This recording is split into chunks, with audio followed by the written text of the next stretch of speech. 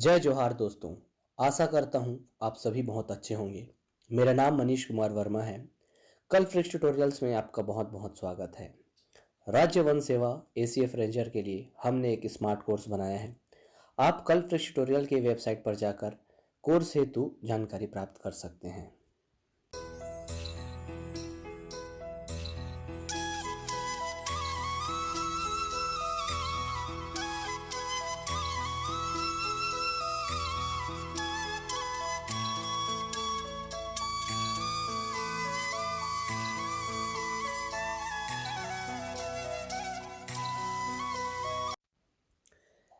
जय जोहार दोस्तों। आशा करता हूँ आप सभी बहुत अच्छे होंगे। मेरा नाम मनीष कुमार वर्मा है। कल फ्रिक्स ट्यूटोरियल्स में आपका बहुत बहुत स्वागत है। राज्य वन सेवा एसीएफ रेंजर के लिए हमने एक स्मार्ट कोर्स बनाया है। आप कल फ्रिक्स ट्यूटोरियल के वेबसाइट पर जाकर कोर्स हेतु जानकारी प्राप्त कर सकते हैं। नमस्कार साथियों, कल परीक्षा के ऑनलाइन मंच में एक बार फिर से आपका हार्दिक स्वागत है। पिछले क्लास में हम लोग वर्ण से रिलेटेड स्वर और व्यंजन पढ़े थे। आज हम भाषा के अंतर्गत आगे बढ़ते हुए समास पर चर्चा करेंगे। ठीक है, तो समास जो होता है वो हिंदी का बहुत महत्वपूर्ण टॉपिक है। तो बहुत डीपली पढ़ेंगे हम लोग, जहाँ से क्वेश्चन बनते हैं व्यापम, एसीएफ और पीएससी मेंस में।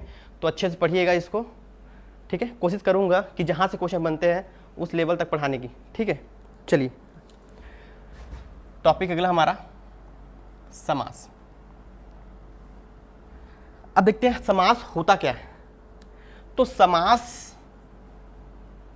सम धन आस से मिलकर बना होता है। सम का अर्थ होता है संक्षिप्त और आस का अर्थ होता है शब्द या कथन। ठीक है, अगर इसके शाब्दिक अर्थ के बारे में पूछे, शाब्दिक अर्थ पूछे तो इसका अर्थ होता है संक्षेप।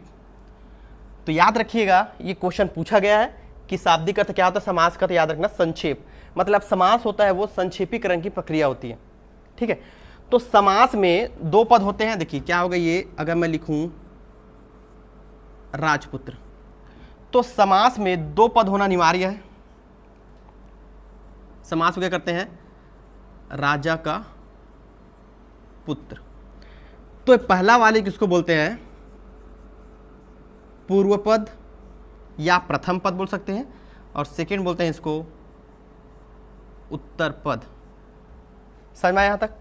तो दो पदों से मिलकर बना होता है, एक पूर्व पद होता है, एक होता है आपका उत्तर पद, या इसको प्रथम पद बोलते हैं, इसको बोलते हैं द्वितीय पद। ये जो बनता है यहाँ पे जो समास विग्रह, इसको बोलते हैं समास विग्रह। तो याद रखिए, इसमें दो तीन टाइप के क्वेश्चन बनते हैं। एक बनता है आपका समास विग्रह बताओ, समास बताओ, उसकी परिभाषा पूछ सकता है। और ये याद रखना इसका अर्थ क्या होता है, संक्षेप होता है, जो पूछा हुआ है व्यापम में। ठीक है, अब इस पूरे को अगर बोले तो इस पूरे को बोलते हैं समस्त पद। समझ में आया यहाँ तक। ठीक है, फिर से आते हैं। समास किससे मिलकर बना होता है, सम धन आस से। सम का होता है संक्षिप्त, आस का होता है शब्द या कथन। इसके शाब्दिक अर्थ में जाएंगे तो ये होता है आपका संक्षेप। अब देखिए इसकी परिभाषा में आते हैं। जब दो या दो से अधिक शब्द के मिलने पर एक सार्थक शब्द बनता है उसको बोलते हैं समास। ठीक है, दो या दो से अधिक शब्द के मिलने से एक सार्थक शब्द, याद रखिएगा सार्थक शब्द होना जरूरी है जिसका कुछ मीनिंग हो। तो सार्थक शब्द बनता है उसको बोलते हैं समास। ठीक है, देखिए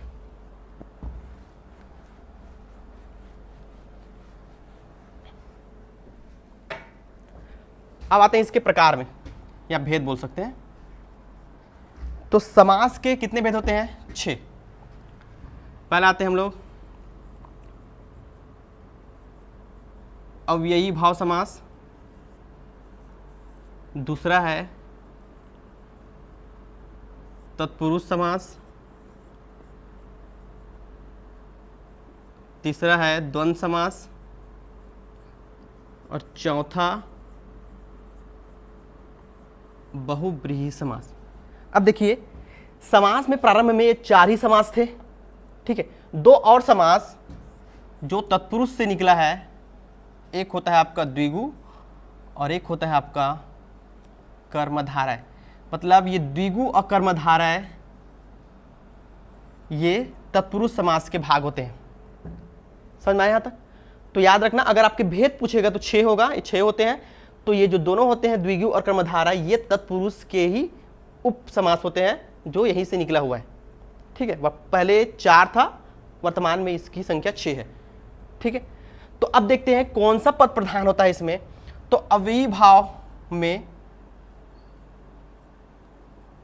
प्रथम पद या पूर्व पद प्रधान होता है, तत्पुरुष में द्वितीय पद या उत्तर पद प्रधान होता है, द्वंद्व में दोनों पद प्रधान होते हैं और बहुब्रीहि में दोनों पदों से भिन्न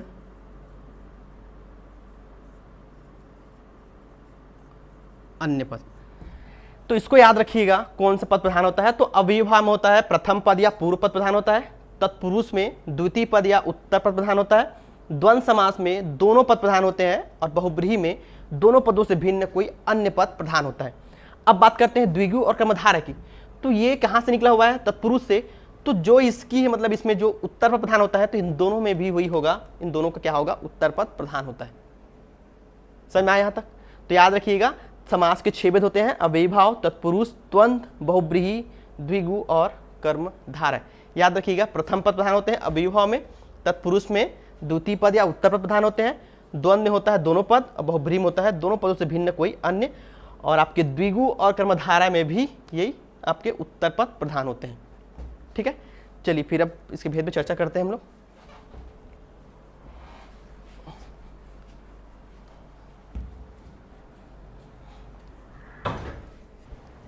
चलिए पहला समास पढ़ते हैं हम लोग, द्वंद्व समास।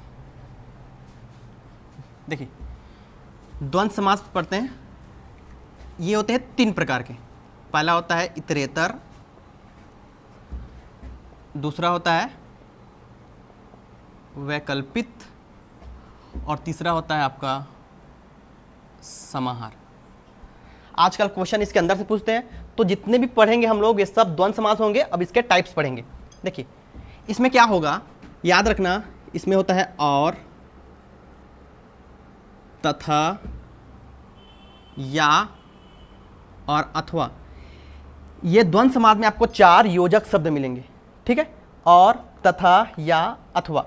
अब यूज कैसे करते देखिए इसका, यहाँ पे क्या होता है और, एवं, या और अथवा, ये दोनों शब्द जोड़ने के लिए यूज होते हैं और ये दोनों बराबर में यूज होते हैं। जैसे हम लोग मैथ्स में पढ़ते हैं टाइम वर्क में, ए और बी मिलकर काम किया, ए या बी काम किया, सेम वहाँ पे होता है और एवं, मतलब दोनों जुड़ेगा, मतलब दोनों जुड़ के करेगा, और या और अथवा करेगा, दोनों बराबर के लिए यूज होता है। ठीक है, तो याद रखिए दोनों को। ठीक है, अब आते हैं इतरेतर में। देखिए द्वंद्व समास होता क्या है, जिस समास का दोनों पद प्रधान होता है उसको बोलते हैं द्वंद्व समास। ठीक है, जिस समास का दोनों पद प्रधान होता है उसको बोलते हैं द्वंद्व समास। याद रखिएगा। तो दोनों पद देखिए, इसमें होगा पहला इतरेतर, वैकल्पिक और समाहार, इसके 3 प्रकार होते हैं। इतरेतर में आते हैं पहले, यहाँ पे योजक चिन्ह और एवं का यूज होता है, मतलब इतरेतर में दोनों पद प्रधान होते हैं। याद रखिएगा इतरेतर में क्या होगा, दोनों पद प्रधान होगा। जहाँ पे क्या चिन्ह होगा और, जब उसको समास विग्रह करेंगे हम तो यहाँ पे और एवं का यूज होता है। ठीक है, तो देखते हैं आगे। तो ये हो जाएगा आपका माता और पिता।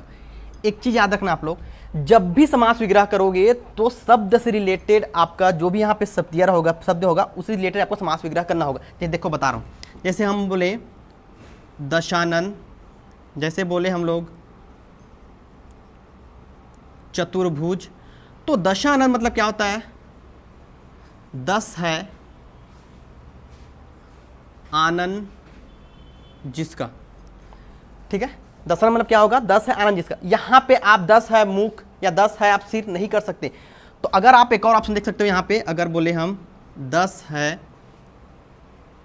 मुख जिसका, यहाँ पे सिर नहीं होता, याद रखना, क्योंकि आनंद का अर्थ होता है मुख।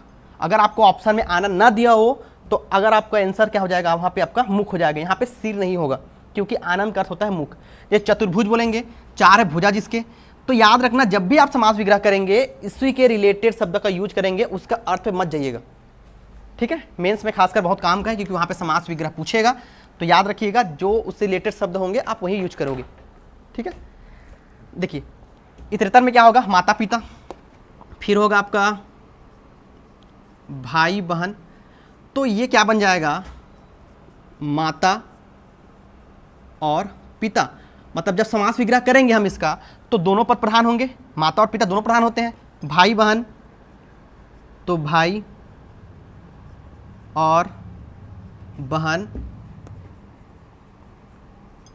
रुपया पैसा, ये हो जाएगा रुपया और पैसा। याद रखिए दोनों पद क्या हो रहा है, प्रधान हो रहा है। एक और पूछता है, इसमें आता है इसे 31, 18, याद रखिएगा 31 और 18। 31 का जब समास विग्रह करेंगे तो हो जाएगा आपका 1 और 30।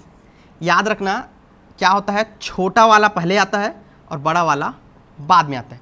जैसे 18 करेंगे तो ये हो जाएगा 8 और 10। आ रहा समझ में? तो ये है, याद रखिएगा, ये हो गया आपका इतरेतर, जहाँ पे क्या होगा, दोनों पद प्रधान होंगे। सेकंड में आते हैं हम लोग वैकल्पिक में। वैकल्पिक में क्या होगा, यहाँ पे या और अथवा योजक शब्द का यूज होता है। वैकल्पिक में क्या होता है, या और अथवा योजक शब्द का यूज होता है। तो यहाँ पे क्या करेगा, याद रखना विलोम शब्द, यहाँ पे जो आते हैं, जो पद होंगे दोनों क्या होंगे, एक दूसरे के विलोम होंगे, जो शब्द आएंगे वो। तो या अथवा, यहाँ पे जब समास विग्रह करेंगे हम, या तो या से होगा या तो अथवा से होगा। जैसे देखिए, जैसे मैं बोलूं लाभ हानि, क्या हो जाएगा ये, लाभ या हानि। जैसे मैं बोलूं धर्माधर्म, एग्जाम पूछा है क्वेश्चन, याद रखिएगा, धर्म या अधर्म। पाप पुण्य, पाप या पुण्य। तो सब अपोजिट दिखा रहा है। लाभ का अपोजिट क्या होता है, हानि। धर्म का अपोजिट क्या होता है, अधर्म। पाप का पुण्य। तो याद रखना जब समास विग्रह करेंगे हम, या तो या अथवा से होगा, और ये क्या करता है, विलोम को दिखाता है, मतलब विलोम शब्द को दिखाता है। क्लियर, समझ में आया वैकल्पिक। अब आते हैं समाहार में। समाहार में क्या होगा, संपूर्णता का बोध कराएगा। मतलब जहां पे आपको संपूर्णता का बोध कराए वो होता है आपका समाहार द्वंद्व समास। तो इसमें देखते हैं क्या क्या आएगा। जैसे मैं बोलूं दाल रोटी, एक पूछा है एग्जाम में, नून तेल लकड़ी बाल बच्चे। अब दाल रोटी बोलूंगा तो क्या होगा, दाल रोटी में क्या होगा, आपका संपूर्णता बोध कराएगा, मतलब संपूर्ण गृहस्थी के समान आपका आएगा, ठीक है, मतलब संपूर्ण आजीविका बोल सकते हो। दाल रोटी मतलब क्या होता है, संपूर्ण आजीविका। नून तेल लकड़ी का मतलब होता है समस्त गृहस्थी की जरूरतें। नून तेल लकड़ी मतलब क्या होगा आपका, संपूर्ण गृहस्थी की जरूरतें। बाल बच्चे मतलब होता है संपूर्ण परिवार। से पूछते हैं हम लोग बाल बच्चे कैसे हैं, तो बाल बच्चे के बारे में ही नहीं पूछते, वहां पे क्या करेंगे, पूरे संपूर्ण परिवार के बारे में पूछते हैं। तो याद करना क्या होता है, समाहार क्या होता है, संपूर्णता का बोध कराएगा। तो समझ में आया आपको। अगर मान लो ये एग्जाम्पल दिए होंगे, अगर इसका आपको टाइप्स नहीं दिया होगा, मतलब प्रकार नहीं दिया होगा, तो आपका आंसर क्या होगा, द्वंद्व समास। तो याद रखिएगा इसके अंदर से क्वेश्चन बनेगा तो इतरेतर वैकल्पिक समाहार इसके अंदर आएगा। अगर सिंपल आपको एग्जाम्पल दे, धर्माधर्म लाभ हानि पाप पुण्य रुपया पैसा, ये सब किस में आएगा, द्वंद्व में। तो टाइप्स को याद रखिएगा, ठीक है। सेकेंड आते हैं हम लोग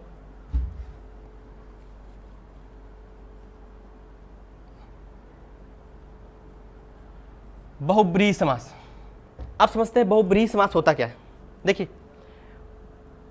ऐसा समास जिसमें दोनों पदों से भिन्न कोई अन्य पद प्रधान होता है, वो होता है आपका बहुब्रीहि समास, मतलब किसी और की तरफ इंगित करता है, मतलब दोनों पदों से भिन्न किसी और की तरफ इंगित करे, वो होता है आपका बहुब्रीहि समास।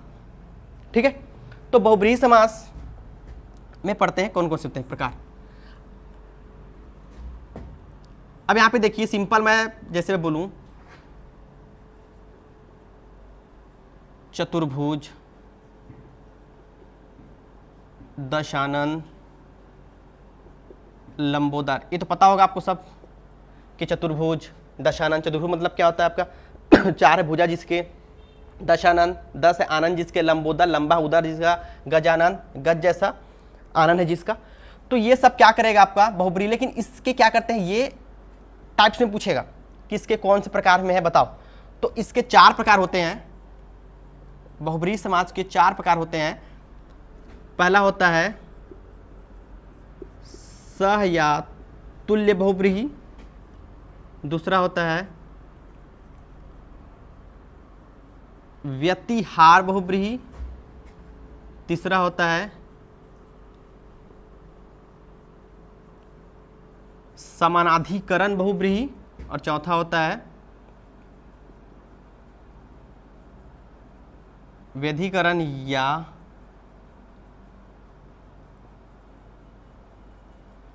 असमानाधिकरण बहुब्रीहि।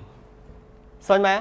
तो बहुब्रीहि याद रखिएगा, चतुर्भुज, दशानन, ये तो सब कॉमन है कि अगर ये सब देगा इसमें से कुछ भी एग्जाम्पल आएगा बहुब्रीहि तो होगा ही होगा। अगर इसके अंदर से पूछेगा टाइप्स में कि सतुल्य या स या तुल्य बहुब्रीहि कौन सा है, व्यतिहार बहुब्रीहि कौन सा है, समानाधिकरण बहुब्रीहि कौन सा है, या व्यधिकरण बहुब्रीहि कौन सा है, तो एक एक करके समझते हैं। पहले सह या तुल्य बहुब्रीहि क्या होता है, देखिए जिसमें सह का यूज साथ के अर्थ में हो और जिसका यूज होगा स का, मतलब जिस शब्द का यूज साथ के रूप में होगा और ये क्या करेगा, ये साथ को दिखाएगा, और ये यूज होगा स के रूप में ना होकर इसका यूज होगा स के रूप में, और ये दिखाएगा साथ को, वो कहलाता है आपका सह या तुल्य बहुब्रीहि।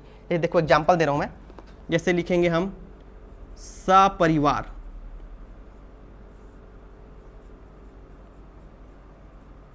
सपत्नीक, सबल, सफल। अब देखिए सपरिवार का समास विग्रह क्या होगा, परिवार के साथ है जो, सपत्नीक पत्नी के साथ है जो, सबल बल के साथ है जो, और सफल फल के साथ है जो। तो याद रखिएगा, देखिए बहुत सारे स मिलेंगे आपको ऐसा जिसमें साथ का अर्थ नहीं आएगा, तो वो क्या होगा, वो बहुब्रीहि समास नहीं होगा। तो जहां पे साथ का सेंस देगा, ठीक है, ये स क्या करेगा, साथ का सेंस देगा, वो कहलाता है आपका सह या तुल्य बहुब्रीहि। तो याद रखिएगा, सपरिवार परिवार के साथ है जो, सपत्नीक पत्नी के साथ है जो, सबल बल के साथ है जो, और सफल फल के साथ है जो, ये होते हैं आपके सह या तुल्य बहुब्रीहि। क्लियर? आगे आते हैं हम लोग व्यतिहार। तो देखिए जिस समास में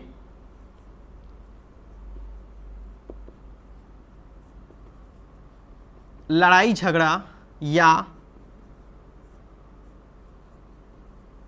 घात प्रतिघात का सेंस होता है, मतलब जो आपके जो शब्द दिया रहेगा उसमें लड़ाई झगड़ा घात प्रतिघात का अर्थ निकले, तो वो होता है आपका व्यतिहार बहुब्रीहि समास।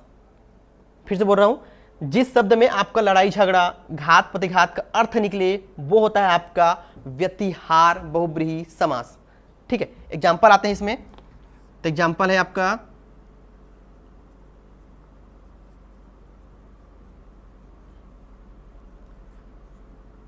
मुक्का मुक्की,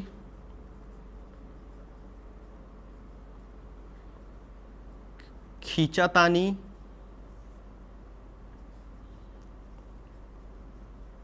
लाठा लाठी। तो याद रखिएगा, ये एग्जाम्पल भी देगा, अगर ये नहीं पूछेगा तो आपको सिंपल ये बहुब्रीहि समास पूछ सकता है कि सपत्नीक या सपरिवार कौन सा समास है। तो याद रखना ये कौन सा है आपका बहुब्रीहि समास है। अगर इससे अंदर से क्वेश्चन बनेगा तो सह या तुल्य ऑप्शन में नहीं होगा, तब आप इसको लोगे, और अगर ये ऑप्शन में होगा तो आपका सह या तुल्य बहुब्रीहि होगा। इसका सेम इसका पूछेगा, ये व्यापक में पूछा गया था, ये मुक्का मुक्की पूछा था एग्जाम में कि कौन समास है, याद रखना बहुब्रीहि समास है। अगर इसे टाइप में पूछा तो ये होगा आपका व्यतिहार समास। एक क्वेश्चन आया था एग्जाम में, याद रखना, यहाँ पे लिख रहा हूँ, धक्का मुक्की, याद रखना ये द्वंद्व समास होता है, ठीक है। तो धक्का मुक्की द्वंद्व समास याद रखना, वहां पे मुक्का मुक्की बोला हूं, यहाँ पे धक्का मुक्की, ये पूछ चुका है, ये होता है आपका द्वंद्व समास, धक्का और मुक्की, ठीक है। ये समझ में आया। अब आते हैं समानाधिकरण और व्यधिकरण में। तो पहले दोनों को समझते हैं पहले, उसके बाद फिर करेंगे। देखिए इसमें क्या होता है,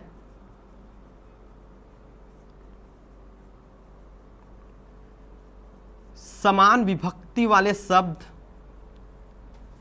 और इसमें आते हैं असमान विभक्ति वाले शब्द, ठीक है। समानाधिकरण में आते हैं समान विभक्ति वाले शब्द। समान विभक्ति वाले शब्दों क्या बोलते हैं, समानाधिकरण बोलते हैं, और असमान विभक्ति वाले शब्दों को बोलते हैं व्यधिकरण या असमानाधिकरण बहुब्रीहि।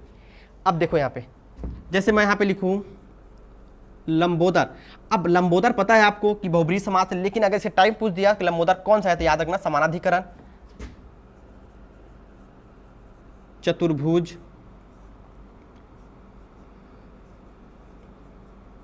दशानन, नीलकंठ, समझ में आ रहा है, समझा रहा हूं, देखो आगे आओ। इसमें आएगा आपका चक्रपाणी, वीणापाणी,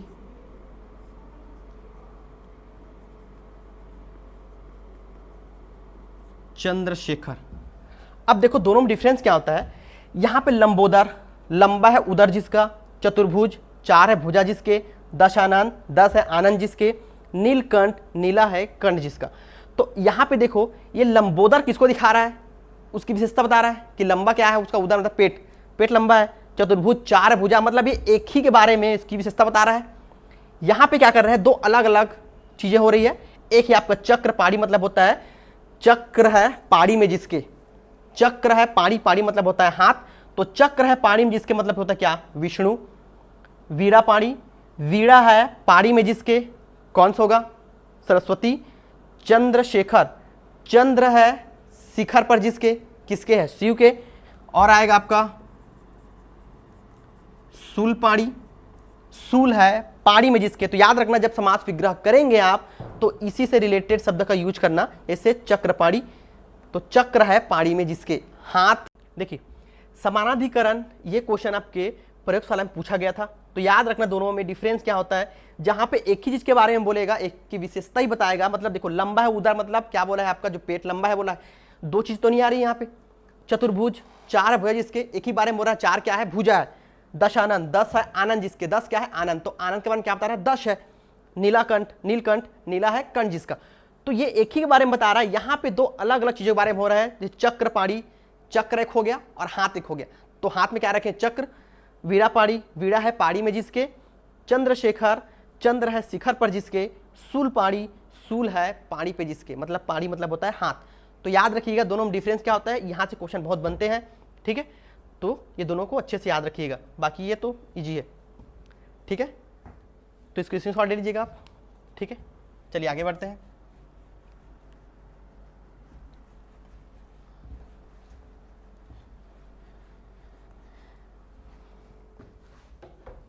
नेक्स्ट आते समाज पे द्विगु समास।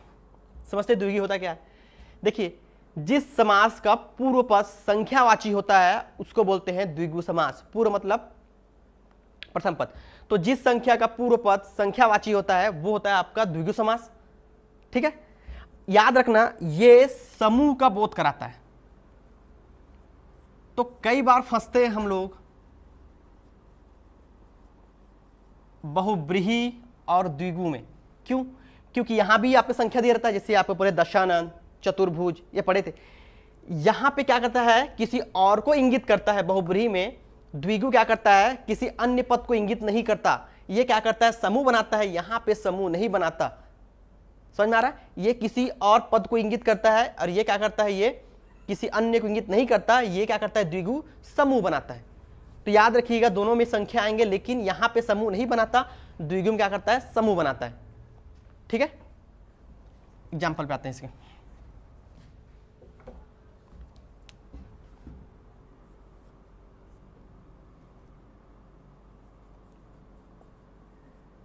नवग्रह, पंजाब, सतसई। देखिए बार बार आपको बोल रहा हूं मैं कि इसके अलावा और भी बहुत सारे एग्जाम्पल है, आप उसको कोई सी बुक से करिए उसको, क्योंकि उतना सारा लिखवाने पॉसिबल नहीं है यहाँ पे, तो बस समझा रहा हूँ मैं क्या होता है कैसे होता है। और इसके बहुत सारे एग्जाम्पल मिलेंगे आपको समास, हर समास के, तो उसको आप एक बार और देखिए अच्छे से, आपका समास विग्रह और क्लियर होगा उससे। तो ये नवग्रह मतलब नौ ग्रहों का समाहार, ये समूह बता रहा है, 9 ग्रहों का समाहार। पंजाब 5 आबों का समाहार। सतसई 7 सौ का समाहार। पंचामृत 5 अमृतों का समाहार। तो पहला क्या होगा, संख्यावाची होगा, ठीक है। तो याद रखिएगा जहां समूह दिखाएगा, जहां पे संख्या के साथ क्या करेगा, समूह का बोध कराएगा, वहां होता है आपका द्विगु समास, ठीक है। दोनों में डिफरेंस ये है, बहुब्रीहि में वहां पे समूह नहीं बताता, यहां पे समूह का बोध कराता है, और ये किसी अन्य पद को इंगित नहीं करता, याद रखिएगा। छोटा सा है द्विगु समास बस, और कुछ नहीं इसमें, ठीक है। चलिए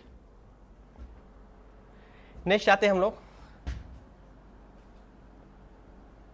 तत्पुरुष समास। याद रखिएगा सबसे इंपॉर्टेंट है, बहुत क्वेश्चन बनते हैं इससे। तो तत्पुरुष समास में क्या होता है, ऐसा समास जिसका उत्तर पद या द्वितीय पद प्रधान होता है उसको बोलते हैं तत्पुरुष समास, ठीक है। जिस समास का उत्तर पद या द्वितीय पद प्रधान होता है उसको बोलते हैं तत्पुरुष समास।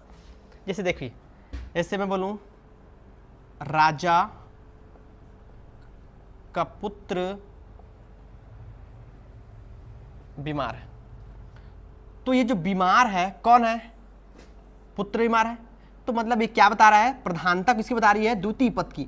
तो राजा का पुत्र बीमार है मतलब राजा प्रथम पद हो गया, पुत्र क्या हो गया, द्वितीय पद हो गया। तो क्या बता रहा है, प्रधानता द्वितीय पद की। तो याद रखिएगा तत्पुरुष समास में कौन होता है, द्वितीय पद या उत्तर पद प्रधान होता है, ठीक है। चलिए अब इसके आते हैं प्रकार में, पहले समझिए। देखिए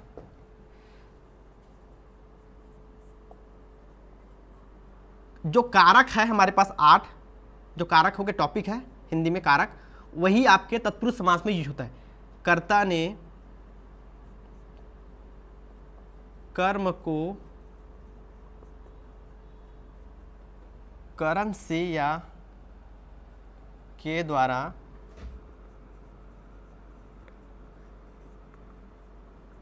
संप्रदान के लिए अपादान से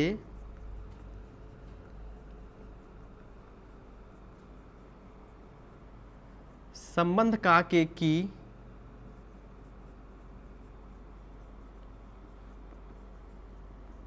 अधिकरण में पर संबोधन है। अरे अब यहां पे देखिए तत्पुरुष समास 6 प्रकार के होते हैं, लेकिन अगर कारक बोलेगा आपको तो कारक होते हैं 8, ठीक है। तत्पुरुष समास 6 पर होते हैं। तो ये जो पहला और ये लास्ट, ये समास में नहीं होता, बज के 6, ये 6 होते हैं आपके तत्पुरुष समास के प्रकार। कर्म, करण, संप्रदान, अपादान, संबंध, अधिकरण, ये 6 होते हैं आपके तत्पुरुष समास। तो आप पूरा कारक 8 कारक लिख देना, पूरा आप लिखने के बाद ऊपर और नीचे को छोड़ देना, जो बीच का 6 बचता है वही इसके प्रकार होते हैं। अब यहाँ पे देखो ये 2 करण दिख रहा है, मतलब से दिख रहा है आपको, एक करण में दिख रहा है और एक दिख रहा है अपादान में। ये जो से होता है करण का, ये संबंध को दिखाता है, और ये जो होता है ये अलगाव को दिखाता है। मतलब यहाँ पे अलग होने का भाव दिखाएगा और ये से क्या करेगा, संबंध दिखाएगा। याद रखना, कंफ्यूज मत होना कि दोनों में से का यूज होगा, करण में भी आएगा से और अपादान में भी आएगा से। ये वाला से करेगा आपका संबंध बताएगा, और ये अपादान वाला कराएगा आपका अलगाव, अलग होने का भाव दिखाता है। अब यहाँ पे एक क्वेश्चन और बनता है, देखिए कर्ता, इसको बोलते हैं प्रथम तत्पुरुष समास या प्रथम।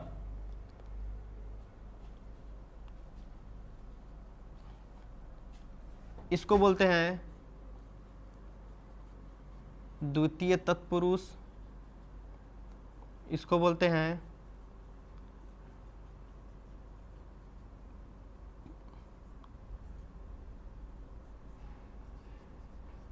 ये होगा चतुर्थ तत्पुरुष,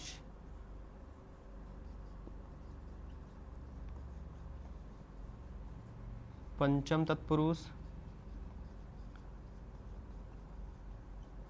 षष्ठी तत्पुरुष, और ये होता है सप्तमी तत्पुरुष। अब ये अष्टमी को छोड़ दें।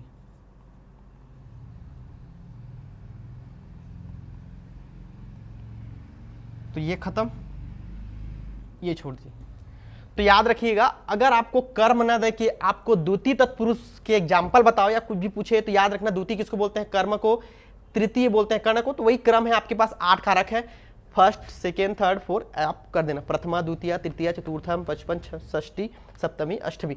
तो पहला और लास्ट को छोड़ देंगे तो कहाँ शुरू होगा, इसमें द्वितीय से।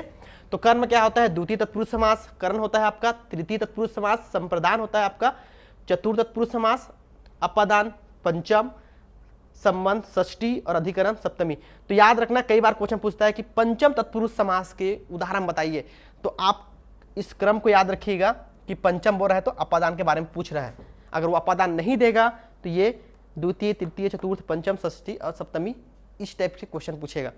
तो इसके क्या करते हैं, सबको याद रखिएगा, विभक्ति को याद रखिए। कर्ता ने कर्म को करण से या के द्वारा, संप्रदान के लिए, अपादान से, संबंध का के की, अधिकरण में और पर, ये ऊपर दोनों को छोड़ दीजिएगा। ठीक है, ये आपके 6 होते हैं आपके तत्पुरुष समास के उदाहरण प्रकार होते हैं। ठीक है, अब एक करके समझते हैं सबको।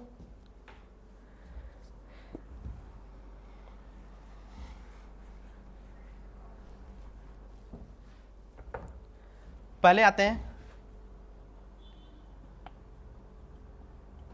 कर्म को। तो कर्म को इस एग्जांपल देखते हैं।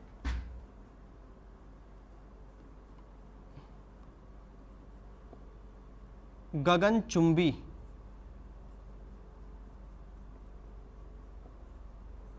पॉकेट मार। देखो गगनचुंबी मतलब क्या होता है, गगन को चूमने वाला। ठीक है, पॉकेट मार मतलब क्या होगा, पॉकेट को मारने वाला। यश प्राप्त, यश प्राप्त क्या होगा, यश को प्राप्त। माखन चोर,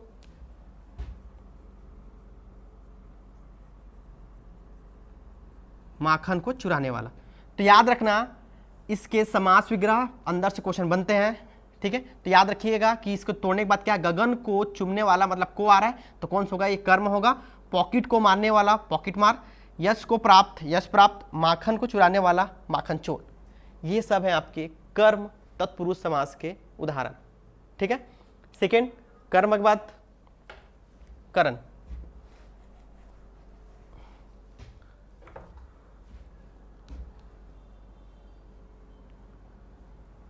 करण से या के द्वारा।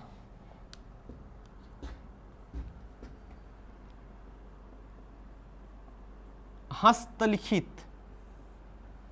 ठीक है, हस्तलिखित मतलब क्या होगा, हाथ के द्वारा लिखित या हाथ से लिखित। देखो दोनों में संबंध बता रहे हैं। ठीक है, अकाल पीड़ित क्या होगा, अकाल से पीड़ित, दोनों दिखा रहा है। ठीक है, रोग पीड़ित, रोग से पीड़ित। तो याद रखिएगा क्या करेगा, ये से क्या करेगा, इसमें संबंध दिखाता है, वो होगा आपका करण तत्पुरुष समास या तृतीय या तृतीय तत्पुरुष समास। ठीक है, चलिए आगे आते हैं हम लोग नेक्स्ट।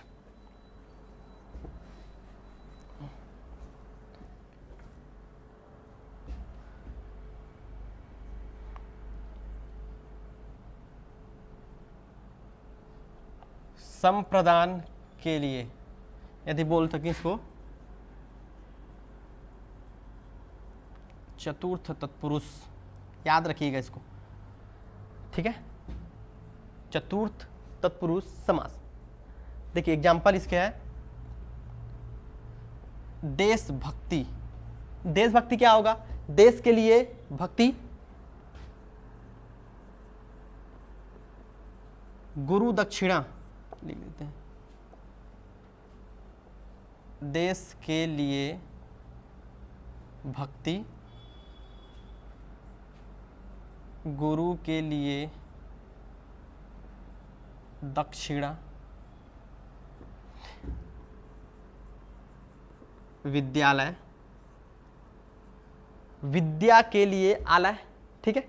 सत्याग्रह, सत्य के लिए आग्रह। तो याद रखिए सब इसके एग्जाम्पल है आपके संप्रदान तत्पुरुष समास के, ठीक। नेक्स्ट,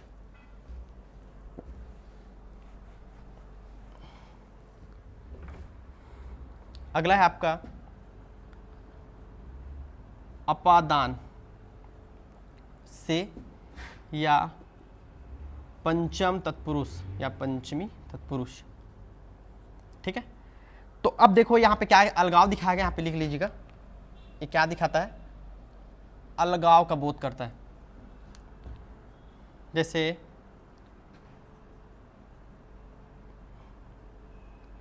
याद रखना है, क्वेश्चन पेपर में पूछा है जन्मांध, ऋण मुक्त। जन्मांध का मतलब होता है जन्म से अंधा,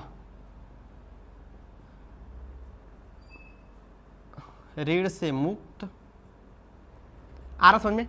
याद रखना ये करण नहीं होता, बहुत लोग कंफ्यूज होते करण होता है बोल के। ये क्या होता है, जन्मांध मतलब जन्म से अंधा, ठीक है। ऋण मुक्त मतलब ऋण से मुक्त मतलब क्या हो गया, उससे अलग हो गया। नेत्रहीन,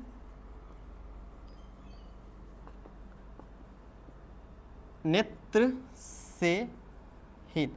जहां भी से का अर्थ अलगाव के सेंस में होगा, समझ जाइएगा वहां पे कौन सा होगा, अपादान तत्पुरुष समास, ठीक है। चलिए आगे बढ़ते हैं और एग्जांपल देख लो। रोग मुक्त, रोग से मुक्त, वहां पे रोग ग्रस्त था, यहाँ पे रोग मुक्त है, ठीक है, रोग से मुक्त। चलिए नेक्स्ट आते हैं हम लोग।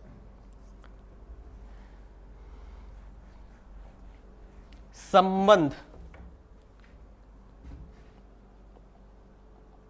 तत्पुरुष समास, का के की या षष्ठी तत्पुरुष। अब देखिए संबंध क्या दिखाएगा इसमें, ये जो चिन्ह हो गए क्या हो गया, इसमें शब्द आएगा का के की, ठीक है। तो देखिए इसमें जैसे बोलूं मैं कन्यादान, कन्यादान, अन्नदान। तो कन्यादान का मतलब क्या होता है, जब आप समास विग्रह करेंगे तो कन्यादान मतलब क्या होगा, कन्या का दान। अन्नदान मतलब क्या होगा, अन्न का दान। एक क्वेश्चन पूछा था एग्जाम में घुड़दौड़, ये होगा, लिख देते हूं, कन्या का दान, अन्न का दान,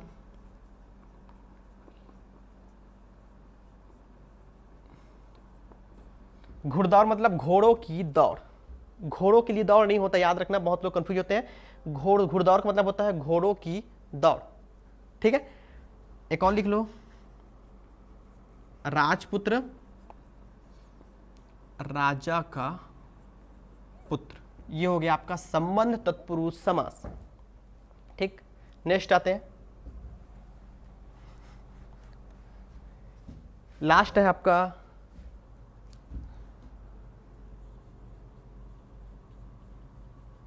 अधिकरण या सप्तमी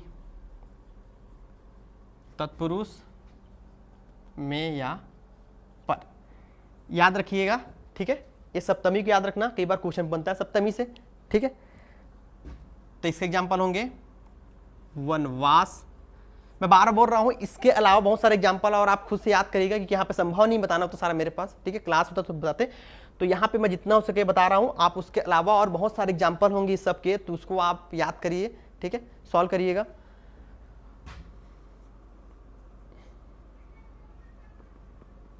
पुरुषोत्तम, तो वनवास मतलब होता है वन में वास। पुरुषोत्तम मतलब पुरुषों में उत्तम। पुरुषोत्तम श्री राम को ही बोलते हैं, ठीक है। ये आपके बहुब्रीहि समाज में भी आएगा, ठीक है। एक होता है आपका घुड़सवार,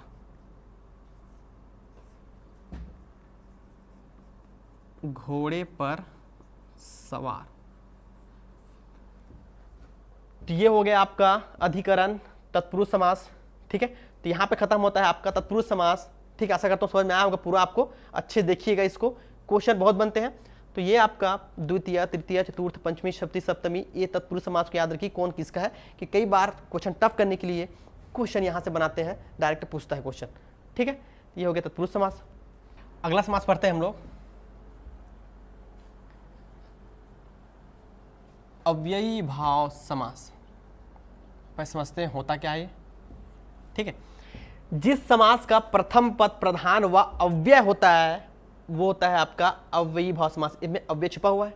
ठीक है, जिस समास का प्रथम पद प्रधान व अव्यय होता है वो होता है आपका अव्ययी भाव समास।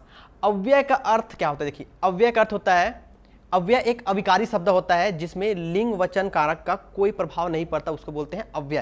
तो याद रखना, अव्यय एक अविकारी शब्द होता है जिसमें लिंग वचन कारक का कोई प्रभाव नहीं पड़ता। ठीक है, इसमें याद रखना, ये इसमें जो पद होता है ये उपसर्ग, ये उपसर्ग निकालता है, मतलब जो शब्द आएगा उसमें उपसर्ग आता है। उपसर्ग याद रखिएगा, मतलब इसमें प्रथम पद क्या होगा, उपसर्ग होता है। तो याद रखना कि अव्ययी भाव में क्या होता है, प्रथम पद क्या होता है, उपसर्ग होता है।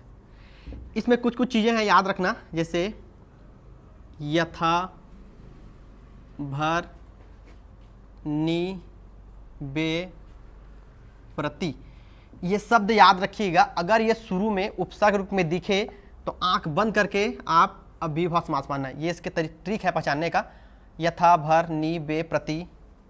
ठीक है, तो याद रखिएगा प्रथम पद क्या होता है, उपसर्ग रूप में होता है, और ये क्या होगा, यथा, प्रथम पद क्या होगा, यथा, भर, नि, बे, प्रति। ठीक है, एक और होता है, लिख लेना, आ, यथा, भर, नि, बे, प्रति। दो तीन बार बोलेंगे याद हो जाएगा आपको। आ, यथा, भर, नि, बे, प्रति, ये सब क्या होगा, उपसर्ग रूप में यूज होता है आपके अव्ययी भाव में। चलिए इसके एग्जांपल में आते हैं हम लोग, क्या दें,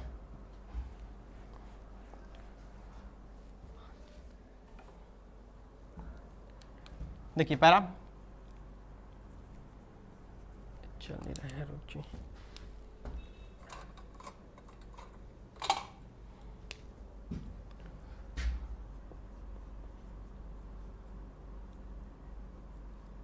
आजन्म,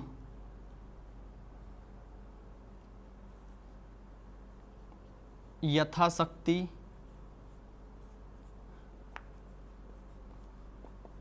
भरपेट, आजन्म, यथाशक्ति, भरपेट, निडर,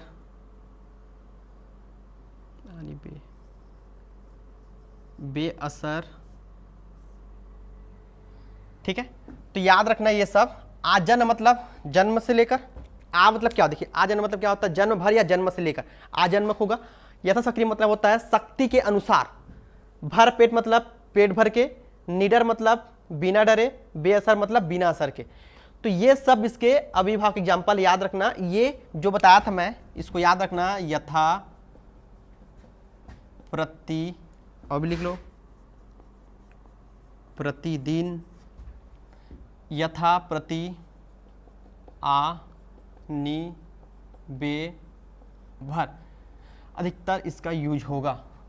ठीक है, तो याद रखना जहां पे आपको उपसर्ग दिखेगा, यथा, प्रति, आ, नि, बे, भर, ये सब आपके एक एक बता रहा हूं सबका आपको मैं, और बहुत सारे एग्जांपल है इसके। तो याद रखना जहां पे आएगा उपसर्ग रूप में, यथा है, भर है, नि है, बे है, प्रति है, ये सब होंगे आपके अव्ययी भाव समास। क्लियर, समझ में आया? तो एग्जाम्पल और देख लीजिएगा आप। ठीक है, जहां पे क्या होगा, प्रथम पद उपसर्ग रूप में प्रयुक्त होगा, वहां पर होता है आपका अव्ययी भाव समास। ठीक है, इस शब्दों को याद रखिएगा, यथा, प्रति, आ, नि, बे, भर, अधिकतर ये शब्द उपसर्ग रूप में यूज होता है आपके अव्ययी भाव में। ठीक है, चलिए आगे बढ़ते हैं।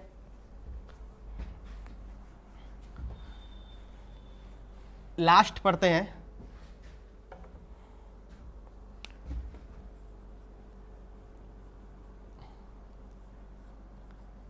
कर्मधारय समास।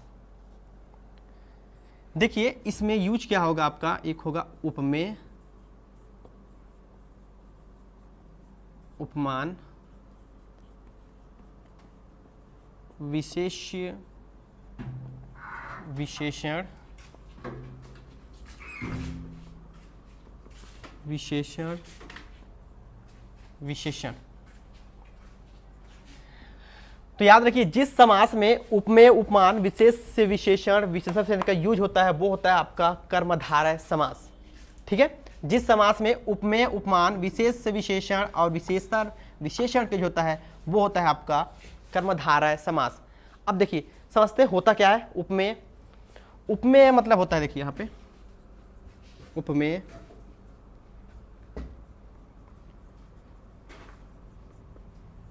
जिसकी तुलना की जाए उपमान जिससे तुलना की जाए।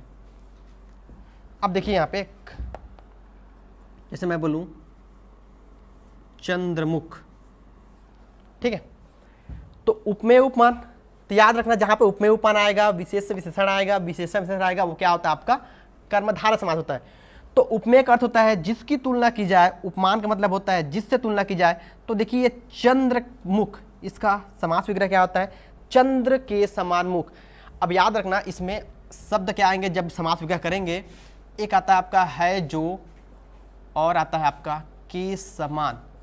आप इन दोनों को याद रखिएगा, मैक्सिमम इसके जब समास विग्रह करेंगे हम लोग तो या तो है जो आता है या तो आएगा के समान, है जो के समान। तोड़िए सबको, देखिए चंद्रमुख, चंद्र के समान मुख, ठीक है। तो अब ये चंद्रमुख, तो इसमें से क्वेश्चन पूछता है बहुत कि कौन सा उपमेय है कौन सा उपमान है बताइए। तो चंद्रमुख में कौन सा उपमेय होगा और कौन सा उपमान होगा। तो चंद्रमुख उपमेय मतलब क्या होता है जिसकी तुलना की जाए, किसकी तुलना कर रहे हैं मुख की, तो मुख क्या हो जाएगा अपना उपमेय, जिससे तुलना की जाए किससे कर रहे हैं चंद्र से, तो ये आ जाएगा अपना उपमान। आया समझ में, ठीक है।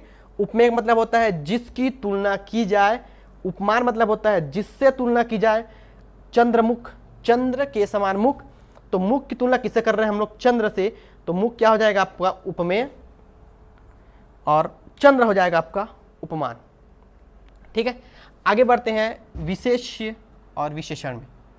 समझते हैं पहले होता क्या है विशेष्य विशेषण। विशेषण क्या होता है जो संज्ञा सर्वनाम की विशेषता बताता है उसको बोलते हैं विशेषण। ठीक है, जो संज्ञा या सर्वनाम की विशेषता बताता है उसको बोलते हैं विशेषण। विशेष से मतलब होता है जिसकी विशेषता बताई जाए उसको बोलते हैं विशेष। याद रखिए क्वेश्चन यहां से बनता है। विशेषण मतलब होता है आपका संज्ञा सर्वनाम की विशेषता बताने वाला क्या बोलते हैं विशेषण। विशेष से मतलब होता है जिसकी विशेषता बताई जाए, मतलब किसकी बता रही है आपके संज्ञा सर्वनाम की, तो जो संज्ञा सर्वनाम होता है वही होता है आपका विशेष्य। अब एक और क्वेश्चन बनता है इसमें कि जो विशेषण की विशेषता बताता है उसको बोलते हैं प्रविशेषण। ठीक है, विशेष से नहीं होता, बहुत लोग सोचते हैं कि विशेषण विशेष से क्या होता है जो विशेषण की विशेषता बताता है उसको विशेष से नहीं उसको प्रविशेषण बोलते हैं। ठीक है, तो विशेषण क्या होता है जो संज्ञा सर्वनाम की विशेषता बताए उसको बोलते हैं आपका विशेषण, और जिसकी विशेषता बताई जाए मतलब किसकी, तो संज्ञा और सर्वनाम वही होता है आपका विशेष।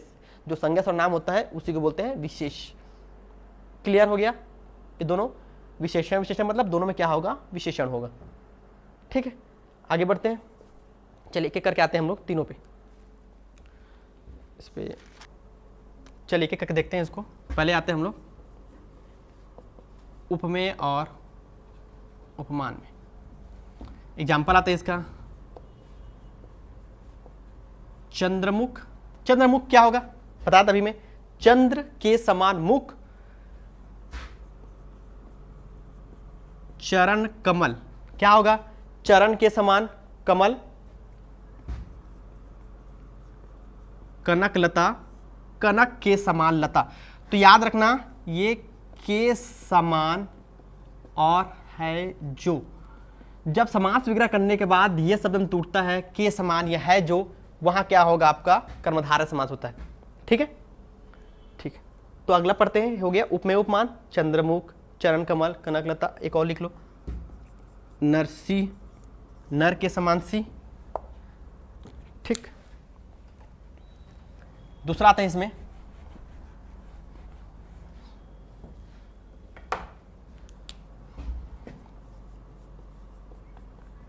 विशेष्य विशेषण। ठीक है, समझ में आ गया क्या होता है विशेष विशेषण? जो क्या करेगा, विशेषण मतलब क्या होता है, जो संज्ञा सर्वनाम की विशेषता बताए वो होता है आपका विशेषण, और जिसकी विशेषता बताता है वो होता है आपका विशेष। मतलब जो संज्ञा सर्वनाम होता है वो क्या होता है आपका विशेष्य होता है। तो इस एग्जाम्पल लिख लीजिए, इसमें होगा महाकवि महान है जो कवि, नया है जो युवक नवयुवक। महाकवि, महान है जो कवि। ठीक है, एक आपका क्या होगा संज्ञा कवि सर्वनाम है, ये क्या कहते विशेषता बता रहा है महान, क्या है कवि, क्या है महान है बोल रहा है। ठीक है, नया युवक, युवक क्या हो गया आपका संज्ञा सर्वनाम हो गया, नव मतलब नया है बोल रहा है। ठीक है, जैसे नील गाय,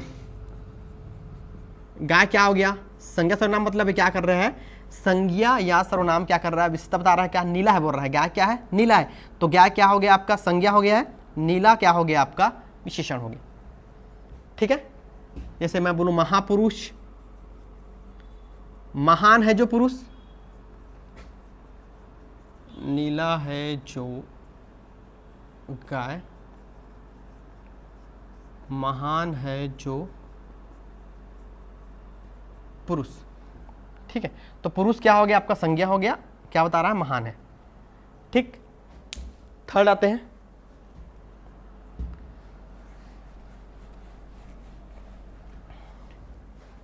विशेषण विशेषण।